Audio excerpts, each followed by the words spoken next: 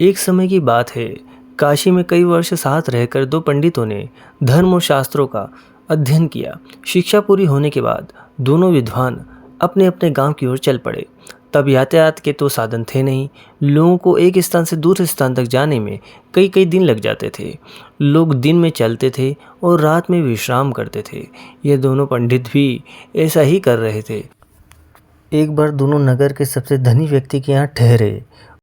उसने उनके रहने की व्यवस्था की और फिर अपने लोगों से कहा कि दोनों महानुभावों के भोजन का भी बंदोबस्त किया जाए।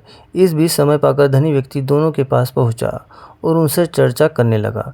धनी व्यक्ति अनुभवी था। वह जान गया था दोनों पंडितों में बहुत ज़्यादा घमंड है। साथ ही दोनों एक दूसरे को मूर्ख समझते हैं। उन्होंने दोनों से अलग अलग बात करके एक दूसरे के बारे में भी पूछा। जो जवाब मिले वो धनी व्यक्ति को दुखी कर गए। उसने मन में विचार किया, ये दोनों काशी जैसी जगह पर वर्षों अध्ययन करके आए हैं, लेकिन एक दूसरे का सम्मान करना नहीं सीखा। बहरहाल भोजन का समय हो गया था। धनी व्यक्ति ने दोनों को बड़े आदरपूर्वक भोजन कक्ष में बुलाया। एक की थाली में चारा और दूसरे की थाली में भूसा परोसा। यह देखकर दोनों पंडित आग बबूला हो गए।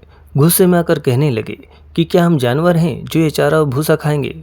धनी होकर तुम हमारा अपमान कर रहे हो। ये लक्ष्मी द्वारा सरस्वती का अपमान है। इस पर उन्होंने बड़ी शांति से जवाब दिया, एक को थाली में चारा और दूसरे को भूसा परोसा गया है। इसमें मेरा कोई कसूर नहीं है। जब मैंने आप में से एक दूसरे के बारे में पूछा था तो उसने कहा था कि वह तो बैल है। वहीं दूसरे से पहले के बारे में पूछा था तो उसने कहा था कि वह गधा है। आप दोनों ने ही एक दूसरे को बैल और गधा बताया, तो मैंने उसी हिसाब से चारा और भूसा थाली में परोस दिया।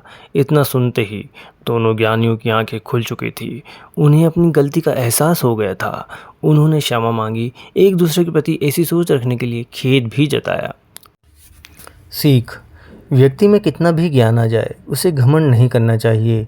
साथ ही दूसरों के प्रति बुरे भाव भी नहीं रखने चाहिए।